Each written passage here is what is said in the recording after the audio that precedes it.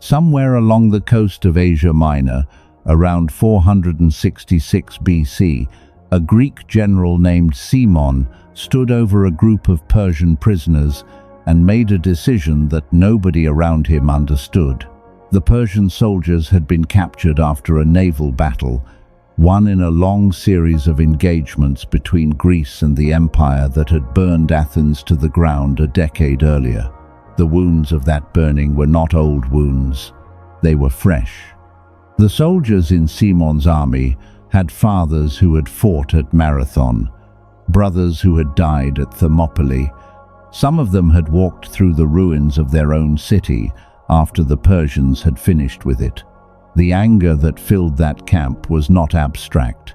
It was specific and recent, and entirely justified by everything the world uses to justify anger. And Cimon looked at the prisoners and ordered them fed, housed decently, treated with the same basic dignity his own men received. His soldiers were furious, not mildly unhappy, furious. These were the enemy. These were the people who had done the thing. The anger that every man in that army was carrying felt like it deserved somewhere to land. And here was their general refusing to let it land on the most obvious available target. Cimon let them be furious. He did not argue with the fury.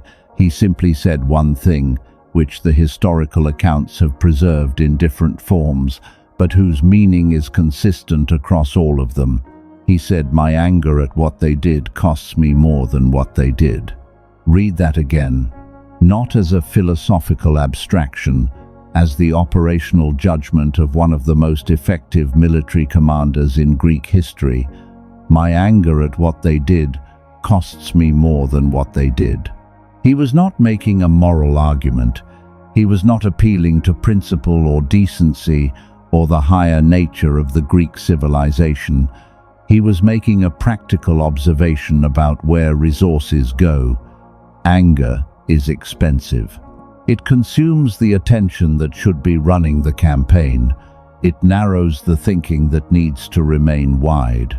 It makes the person carrying it predictable, manipulable, and prone to the specific kind of decisions that feel satisfying in the moment and are catastrophic in the longer view. A general who operates from anger is a general whose enemy can read him, and a general who can be read can be defeated. The Persian prisoners, treated with dignity, became informants. They provided intelligence about troop movements, supply lines, the disposition of the fleet that Cimon was preparing to engage. The decision that his soldiers had experienced as weakness produced a military advantage that righteous treatment of the enemy, the burning and humiliation that the anger demanded, would have destroyed. His clear mind was a stronger weapon than his righteous anger would have been. That sentence is the whole video. That is everything we are going to explore together today. The specific, practical, deeply personal truth that the clarity available to a person who has mastered their anger is more powerful, more useful, and more protective of everything that actually matters than the anger itself ever could be. And that the anger, whatever its justification, is almost always costing you more than the thing that provoked it. If this channel is new to you, subscribe to the Stoic Truth right now. Every week we come here and do this kind of work together. Hit subscribe, turn on the notification bell, and let us go deep into this. Here is what I want you to sit with before we go any further. Think about the last time you were genuinely angry, not the small daily irritations, but the real thing, the version that lingered. That came back when you were trying to sleep. That colored the way you moved through the next day and possibly the day after that. Think about the person who provoked it, or the situation, and think about how much of your actual living time was spent in the presence of that anger after the original event was over. Now ask yourself, honestly, what did the anger cost you? Not in the dramatic sense of what decisions it pushed you toward, though that matters too, in the simple sense of hours, of mental space, of the conversations you had in your head with someone who was not in the room, of the energy that went into replaying, rehearsing, constructing the version of events that justified the anger's continued presence, of the quality of your attention in the moments when the anger was running in the background while life was asking you to be present for something else. That is the cost Simon was talking about.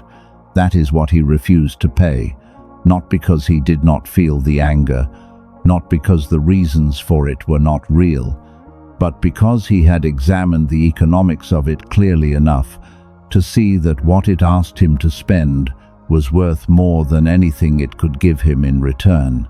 The American poet Mary Oliver wrote something that I think is the most direct possible statement of what Simon understood in that moment on the coast. She wrote, "Tell me, what is it you plan to do with your one wild and precious life?"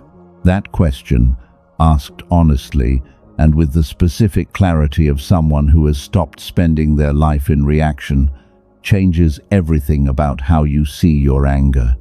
Because your anger is a place you are living. It is hours and days and sometimes years of your one wild and precious life being occupied by something that is not the life itself. And every one of those hours is irretrievable, gone, spent, in the service of something that does not love you back and does not move you forward and does not build anything worth having. That is not an argument for suppression. It is an argument for honest accounting, for sitting down with your anger and asking, what are you actually doing here? What are you actually costing me?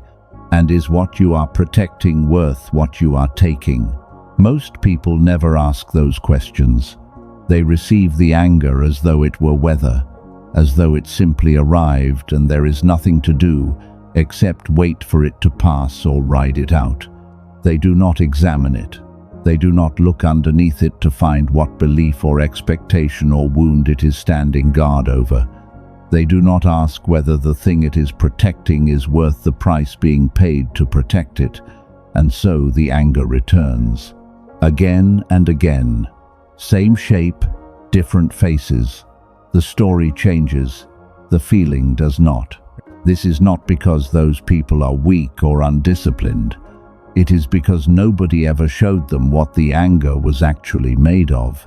Nobody ever helped them see that the thing they call anger is almost never a single thing. It is a layered structure. And what is on the surface? The heat, the tightening, the impulse to respond, that is just the outermost layer. Underneath it, almost always, is something older, something that the current moment did not create, but merely activated. The Swiss psychologist Carl Gustav Jung spent his entire career mapping the territory that exists beneath what people think they feel. He wrote something that I want you to hold for a moment. He wrote the most intense conflicts, if overcome, leave behind a sense of security and calm that is not easily disturbed. It is just these intense conflicts and their conflagration which are needed to produce valuable and lasting results. What he meant is not that conflict is good.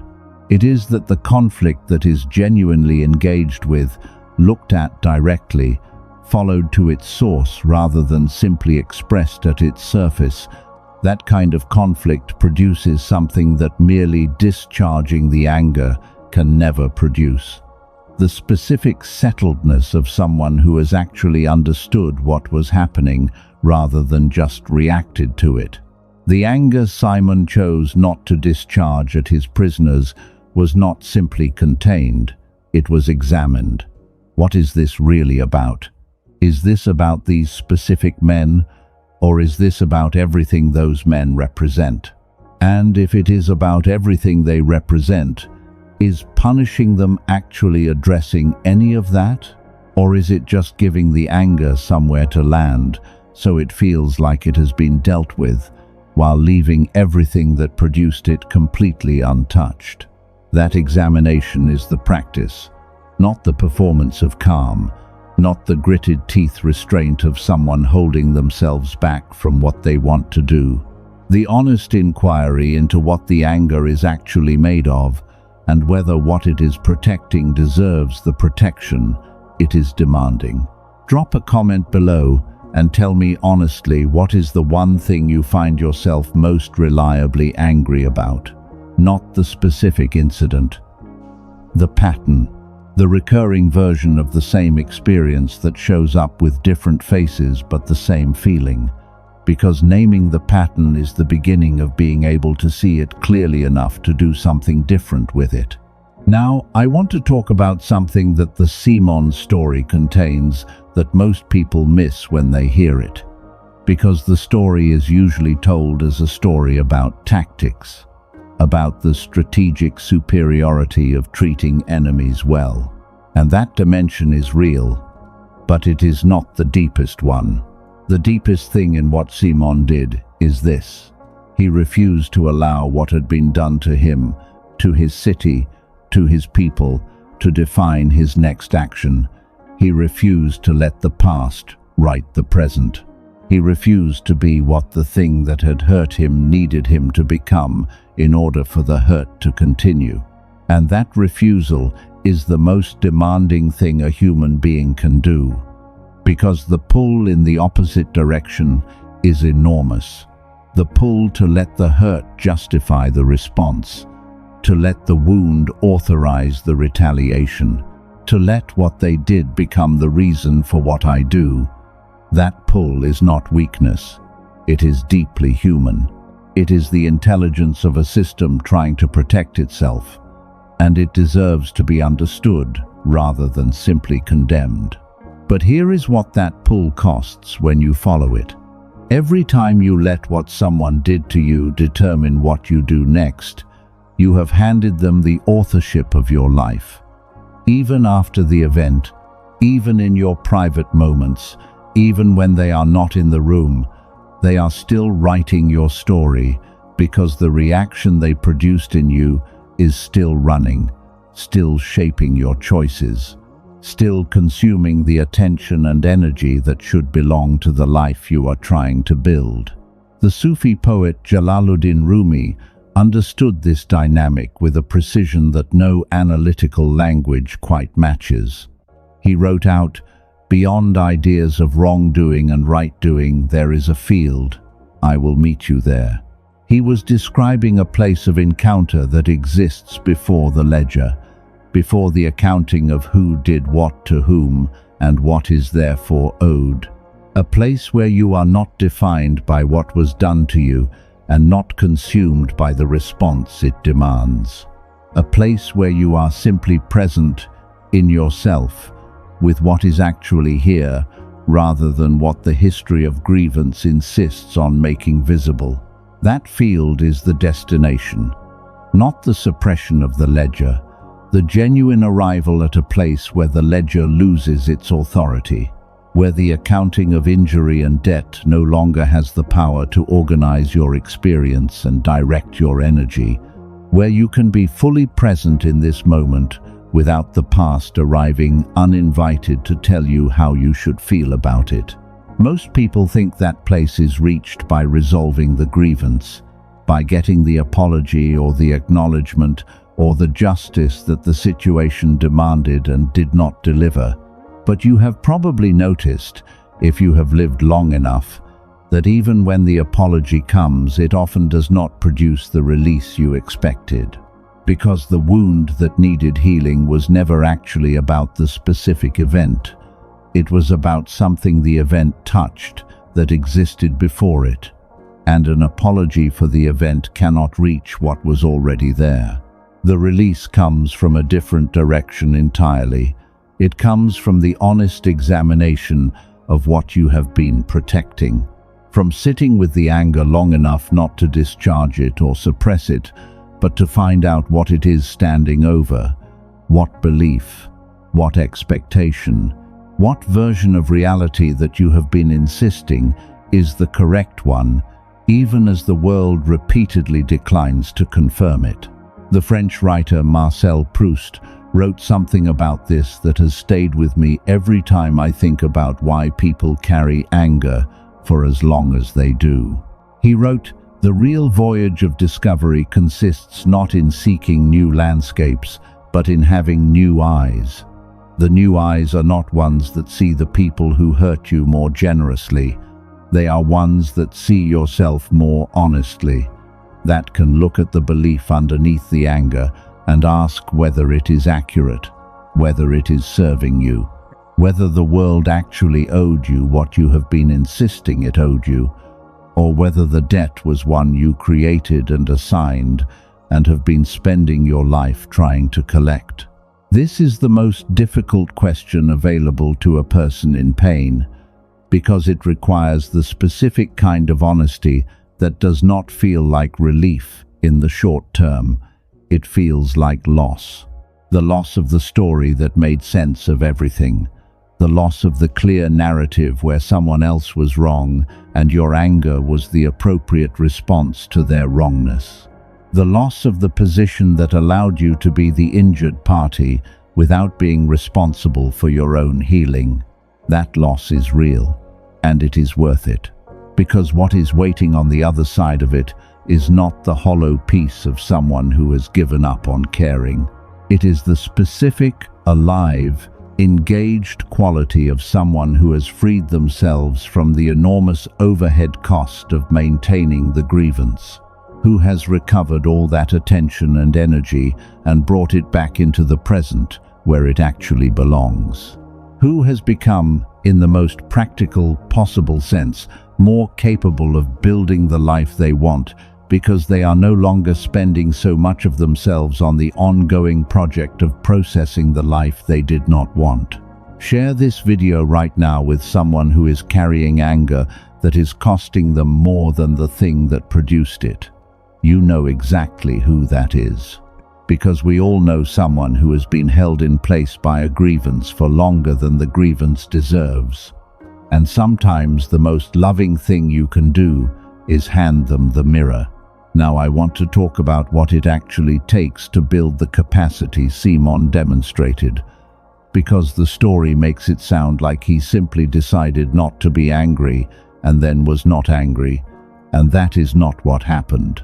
What happened is that Simon had, through years of leadership under genuine pressure, developed a specific relationship with his own emotional states, not a relationship of suppression, a relationship of examination. He had learned to ask, in the moment when the feeling arrived, what is this actually about? Not rhetorically, not as a delaying tactic, as a genuine inquiry. Because the honest answer to that question, arrived at in real time rather than in retrospect, changes everything about what you do next. When the anger arrived in that camp on the coast of Asia Minor, Simon looked at it. He felt it. He did not perform equanimity. He did not pretend the anger was not there or that its justifications were not real. He simply refused to stop at the surface of it. He went deeper, and what he found deeper was the question that changed the decision. What will this cost me? What will the alternative cost me? Which choice is actually in the service of what I am trying to build? Those questions are available to every human being in every moment of anger or resentment or reactive emotion, but they require something specific to access. They require the pause. The brief, demanding, frequently uncomfortable pause between the feeling arriving and the response executing. And that pause is not natural. It is built through practice, through the repeated decision in small moments before the large ones, to create a space between stimulus and response, rather than letting the pattern close that space immediately. The Russian author Fyodor Dostoevsky wrote something about this practice that captures its difficulty and its value simultaneously.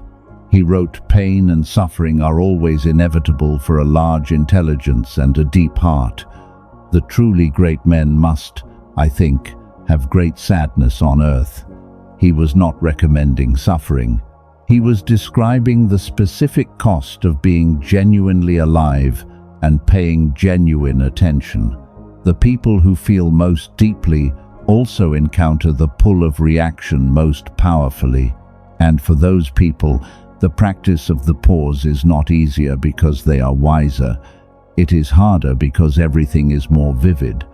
But the reward of the practice is proportional to its difficulty. The freedom available to someone who has genuinely built the capacity for the pause is a freedom that matches the depth of what they feel. Here is what the practice actually looks like in the texture of an ordinary day, not in the large moments, in the small ones. The comment from a colleague that lands wrong, the silence from someone whose message you are waiting for, the driver who pulls out in front of you, the meeting that dismisses your contribution without acknowledgement, the text that says something slightly off. Each of those moments is an invitation to follow the habitual pattern, which is fast and automatic and feels entirely justified, or an invitation to pause, to notice that the feeling is arriving, to feel it without immediately executing on it, to ask, even briefly, what is this actually about? The asking does not need to produce an immediate answer. The asking itself is the practice, because the asking is the act of stepping 1 degree outside the experience of the emotion to observe it rather than become it. And that 1 degree of distance, that tiny fraction of separation between you and the feeling, is where everything changes. Because from 1 degree outside the feeling, you can see something that is invisible from inside it.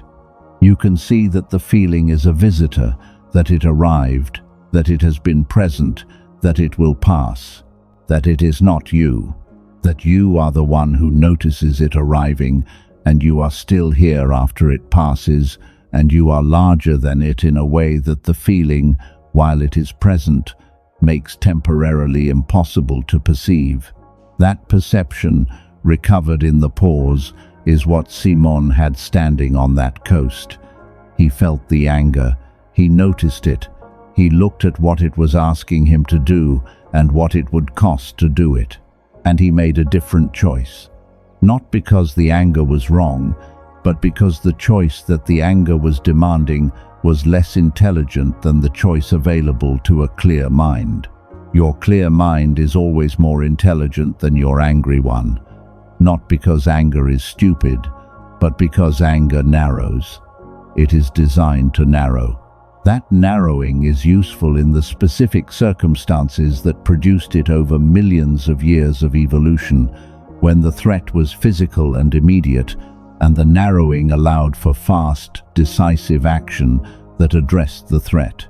But most of the anger that fills modern human lives is not responding to physical, immediate threats. It is responding to social situations, perceived slights, unmet expectations, the 1,000 daily ways that other people fail to behave according to the scripts we have written for them. And in those situations, the narrowing is not an asset. It is the thing that turns a manageable moment into an escalating crisis. The wider perspective is always available. It just requires the pause to access it. The Japanese concept of mushin, which translates roughly as no mind or mind without mind, describes the state a master swordsman reaches, in which the mind is completely present and completely clear, capable of responding to whatever arrives without the lag and distortion of reactive emotion. It is not emptiness. It is the opposite of emptiness. It is absolute readiness, absolute presence, absolute availability to the moment as it actually is, rather than as fear or anger or pride insists it is. That state is not reserved for swordsmen. It is the same state Simon inhabited on that coast, the same state available to you in the pause between the trigger and the response. And like every state worth having, it is built through practice rather than found through insight. Now I want to say something directly about the people who are the source of your most persistent anger, the ones who show up in the replaying, the ones whose behavior has cost you the most. I want to say something that is difficult to hear and that I want you to sit with rather than immediately accept or reject. They are doing you a service, not because their behavior is acceptable, not because they were right or you were wrong, but because the places inside you that their behavior activates are places that exist independently of them. The wound was there before they arrived. They did not create it, they only found it. And the finding, however painful, is information.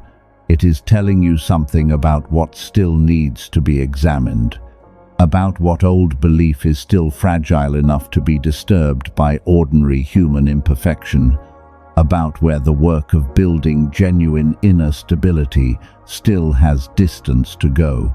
The German poet Rainer Maria Rilke wrote something that sits right at the center of this. He wrote, "I want to beg you, as much as I can, dear sir, to be patient toward all that is unsolved in your heart and to try to love the questions themselves." He was talking about life's large mysteries, but the same instruction applies to the smaller, more personal questions that anger raises. The why of it, the what it is protecting, the what it is trying to tell you about where you are still raw. Those questions are not problems to be solved immediately. They are territory to be explored, and the exploration requires exactly the quality Rilke was describing: patience. The willingness to not immediately resolve the discomfort into a reaction that feels like resolution, but is actually just discharge. Every time you follow the anger into its source, rather than simply expressing it at its surface, you learn something that the surface expression destroys. You learn where the wound actually lives.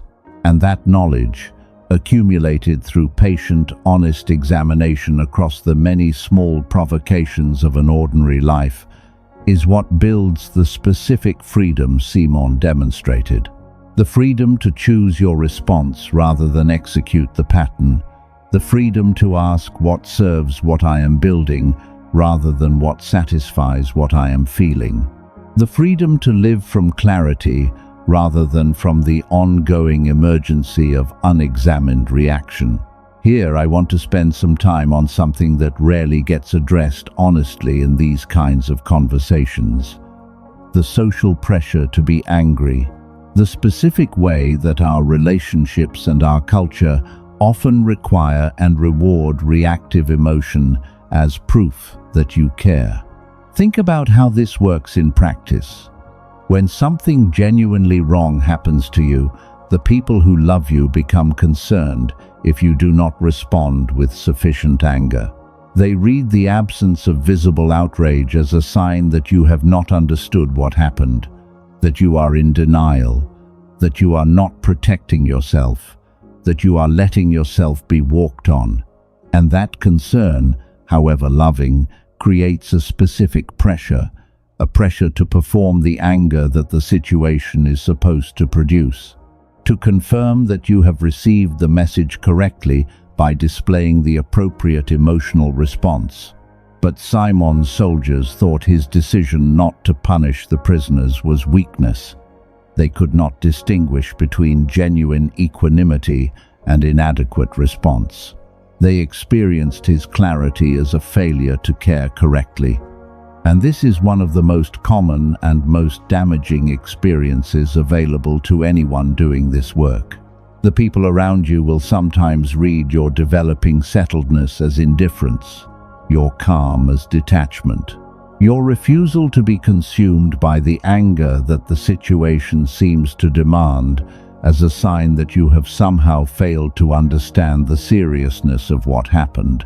The Irish poet William Butler Yeats wrote something about this pressure that has always seemed to me to describe the cost of genuine inner freedom with unusual honesty. He wrote, "The best lack all conviction, while the worst are full of passionate intensity." He was writing about a different kind of chaos, but the observation applies here with equal force. Passionate intensity is legible. It confirms to the people around you that the situation has registered at the appropriate level. Conviction, the quieter, deeper, harder-won kind, is often misread as indifference because it does not look the way that caring is supposed to look. You will encounter this. If you do this work consistently, there will be moments when people around you mistake your peace for passivity, when your refusal to be consumed by the anger that the situation seems to demand is interpreted as not caring enough, and you will feel the pull to perform the expected emotion to match the room's energy. To demonstrate that you understand what happened by displaying the appropriate level of disturbance, that pull is worth resisting, gently, without drama, without the need to explain your equanimity to people who are not yet ready to understand it, simply by continuing to act from the clearest available version of yourself rather than the most legible one. Because legibility, the performance of emotion for other people's reassurance, has nothing to do with genuine understanding and everything to do with social management. And social management, whatever its short-term benefits, is not the same as living. There is also something worth examining about the relationship between anger and control, because one of the things that anger is almost always trying to do is restore a sense of control over a situation in which something happened that you did not choose and could not prevent. The anger says this should not have happened. That saying, however futile, is an attempt to assert authority over the past, to declare that the event was an error, that reality got it wrong, that the correct version of events would have been different.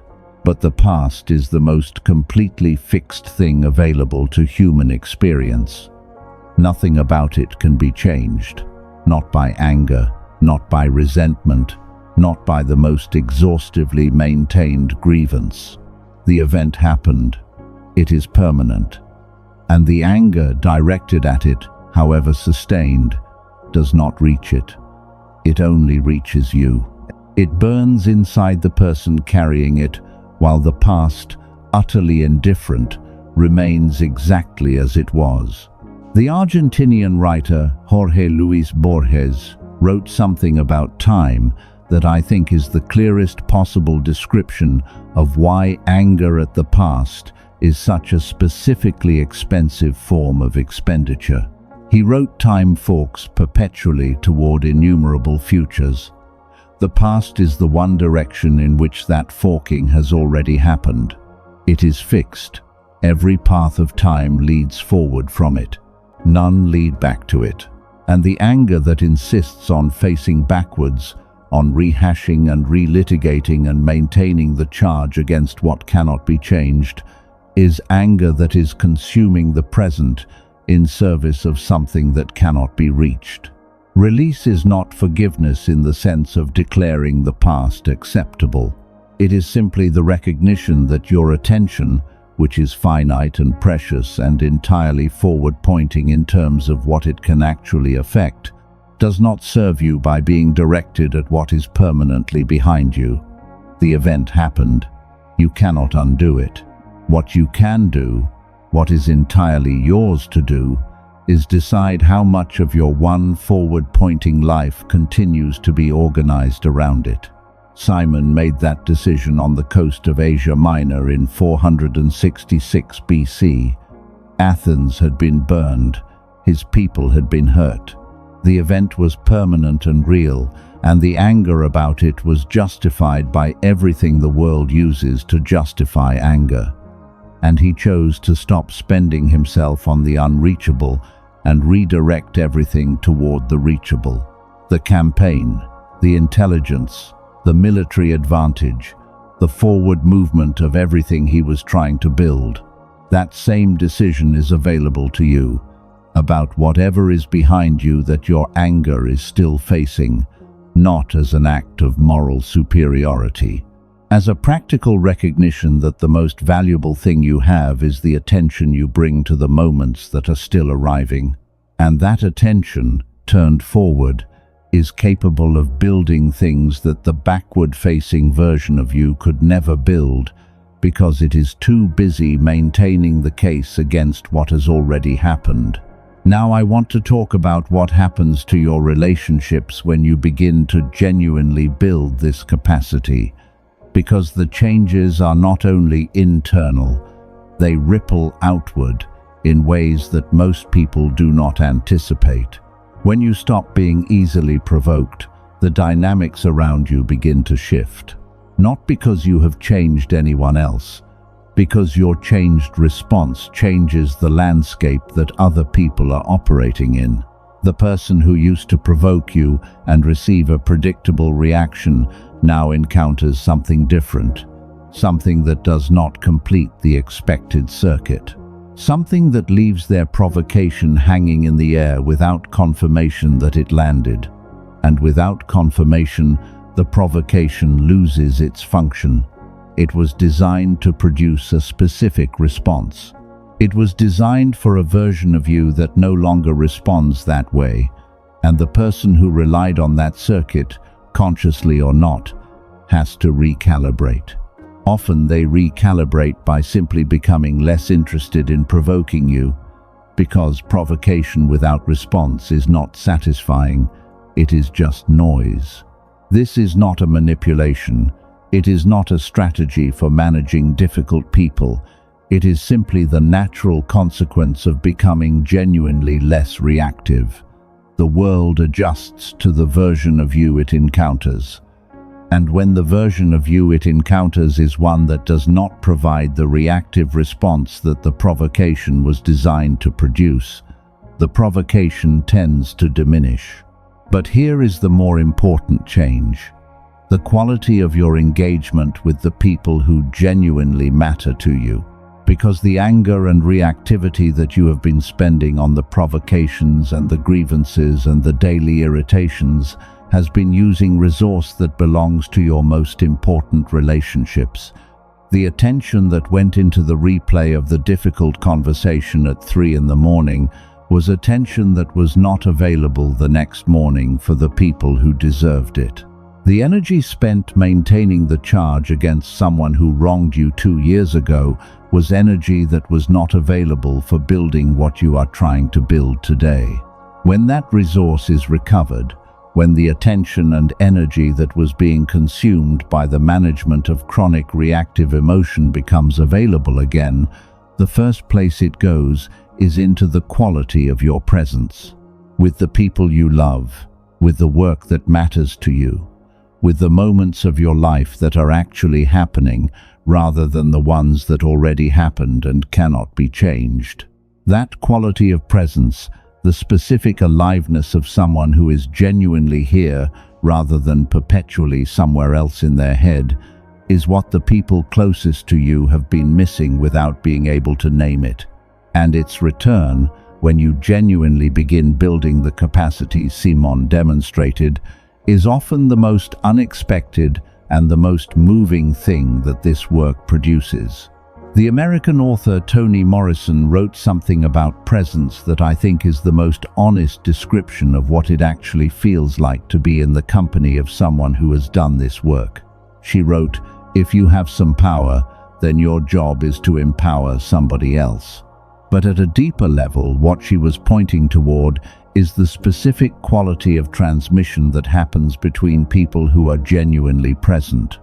The settledness that passes from one person to another without words.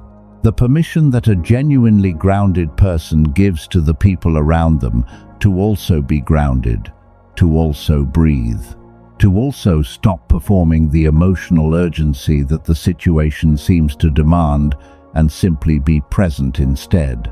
That is what Simon gave his soldiers, even as they were furious with his decision. Not a lecture about the strategic value of treating enemies well.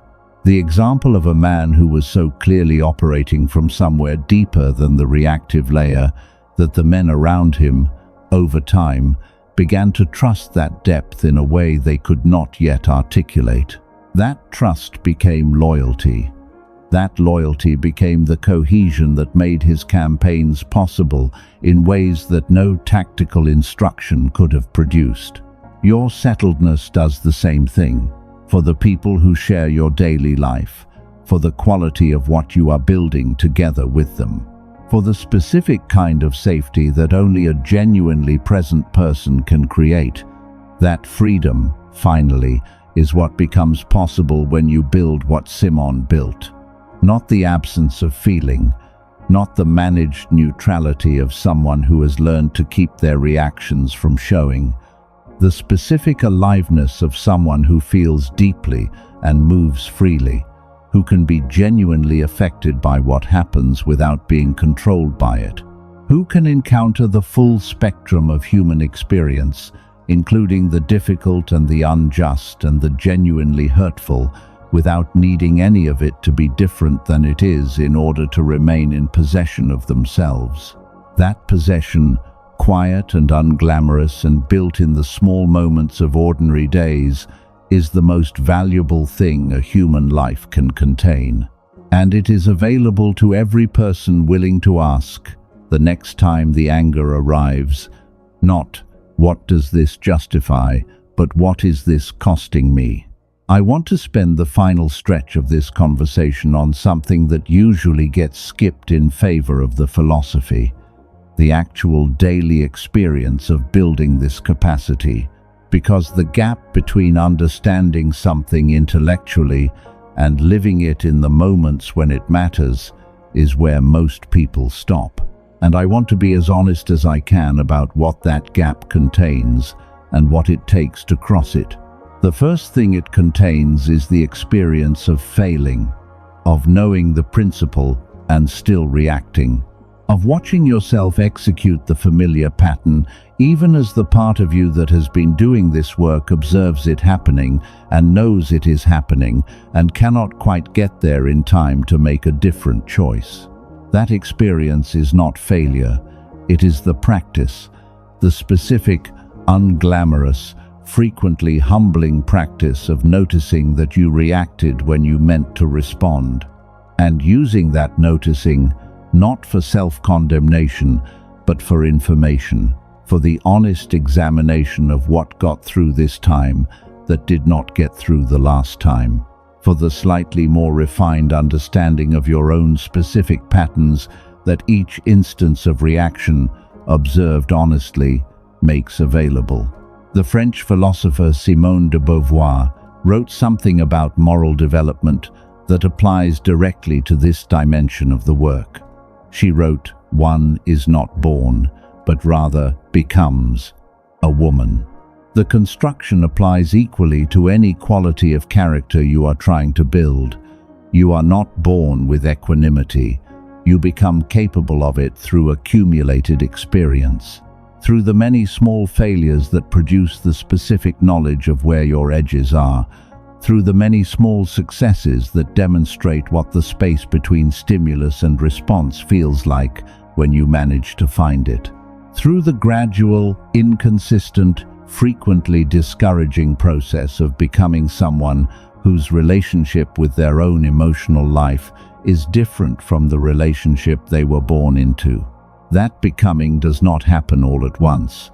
It does not happen because you had one profound insight, or read one transformative book, or watched one video that finally made everything clear.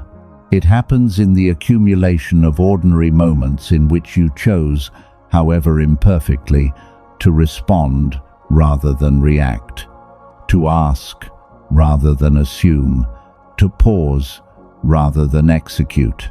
Each of those moments adds something, invisibly, without fanfare, without any external confirmation that progress is being made, but it adds up. And the adding up, experienced over months and years rather than days and weeks, produces something that the early stages of the work do not even suggest is possible: a genuinely different baseline. A baseline where the triggers that used to produce immediate full-force reactions now arrive with less intensity. Not because you have suppressed them, because the belief they were pointing to has been examined enough times to have loosened its grip. A baseline where the space between stimulus and response has widened enough that it no longer feels like an emergency to be inside it. A baseline where the self that used to feel threatened by ordinary human imperfection has been gradually replaced by something more stable, something that can receive the difficult thing without being demolished by it. That baseline is not a destination you arrive at and then maintain effortlessly. It is a living thing. It requires tending. The triggers will always come. People will always do things that activate the old patterns. Life will always find the edges of your current capacity and push against them. And there will always be moments when you find yourself back in the familiar reactive state, wondering whether any of this work has actually changed anything. In those moments, the Greek philosopher Heraclitus offers something that I find more useful than any reassurance. He wrote, "You cannot step into the same river twice." He meant that the river is always changing, but so are you. The version of you that is stepping into the familiar reactive state today is not the same as the version who stepped into it a year ago. Even if the feeling is familiar, even if the pattern looks the same, the awareness you are bringing to it is different. The relationship between you and the pattern is different. The capacity to observe it rather than simply be it has grown, even when it does not feel like it has grown. And that growth, however invisible in the moment, is real and cumulative and not available to be taken back. The practice is simply to keep returning to the examination, to the pause, to the honest question of what the anger is actually about and what it is actually costing. Not once, not when you remember to, whenever the moment offers itself, which, if you are paying attention, is many times every ordinary day. The Indian poet Rabindranath Tagore wrote something about this quality of continuous returning that I have found more sustaining than almost any other description of the spiritual practice of living. He wrote, "I slept and dreamt that life was joy. I awoke and saw that life was service. I acted and behold, service was joy. The returning is the service. The daily, undramatic, frequently inconvenient service of choosing, again, to be the person who pauses rather than reacts, who asks rather than assumes, who builds from clarity rather than from the satisfaction of righteous expression. Each return is the practice, and the practice, sustained without needing it to look impressive, without needing to show results on any particular day, is the only thing that actually builds the capacity you are here to build." Simon's soldiers followed him into battle after battle. His enemies respected him as they never could have if he had simply been another man who let his anger do his thinking. He outlived the resentment. He outlived the division. He outlived the very Persian Empire that had burned his city, not through power, through the specific clarity of a man who understood the true cost of anger and chose to spend that resource somewhere more worth its price. That choice is available to you. In the next moment, that asks for it. Choose clarity. If this video reached something real in you today, hit the like button right now and share it with someone who needs to hear this. You know exactly who came to mind. Subscribe to The Stoic Truth if you are not already here. Every week we come back and go deeper together. The next video is already on your screen. My anger at what they did costs me more than what they did. That sentence is the whole work. And the work is worth doing. Begin today. That freedom is not comfortable to build. It requires sitting with things that the anger was making more bearable by giving them somewhere external to go. It requires being honest about what you have been protecting and whether it deserves the protection. It requires the specific quality of attention that sees yourself clearly, without the distortion of either self-criticism or self-justification, just honest seeing, just the willingness to look. But what becomes available on the other side of that building is not a smaller life. It is not the muted, carefully managed, emotionally contained existence of someone who has learned not to feel. It is something much more alive than that. It is the specific vitality of someone who is genuinely present rather than perpetually managing, who brings their full attention to what is actually here rather than dividing it between the present and the running commentary of past grievances and future anxieties. Who can feel deeply without being consumed? Who can be moved without being swept away? Who can care intensely without needing the world to conform to the caring in order to maintain their equilibrium?